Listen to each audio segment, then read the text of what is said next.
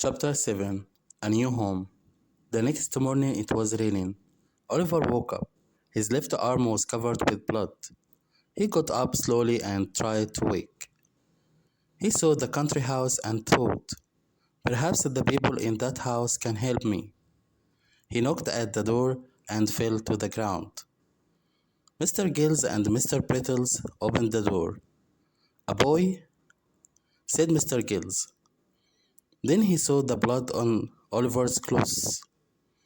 Look, it's one of the thieves, he told the ladies. Here he is. I shot him, madam. Do you want to see him? Oh, not now, said Rose Miley. She was a beautiful girl of 17. She had blue eyes and a kind smile. She lived with her aunt, Mrs. Miley. Take him upstairs to Mr. Gill's room. Mr. Brittles, please go to town and ask Dr. Losberne to come immediately.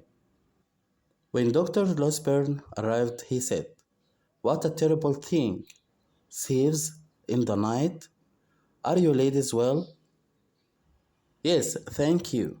But please look at the boy upstairs. He's hurt. Of course, Dr. Losberne said. He stayed upstairs a long time. Finally, he came down and said, ladies, please come upstairs with me. Rose and Mrs. Miley followed the doctor. They had a big surprise. They did not see a bad criminal in bed. They saw a little boy sleeping. They looked at him in silence. Rose sat down near the bed. Oliver smiled in his sleep. This poor boy cannot be a thief, said Mrs. Miley. He's so young, said Rose with tears in her eyes. In the evening, Oliver woke up after a long sleep. He told them the story of his sad life. He also told them about kind Mr. Brownlow. He spoke slowly and softly because he was very weak. He had a high temperature. He was ill for a very long time. Rose and Mrs. Miley took care of him. They were gentle and kind. Oliver slowly got better. He went for walks with Rose and Mrs. Miley. He listened to Rose playing the piano and singing. He listened to her reading aloud. Oliver helped in the garden.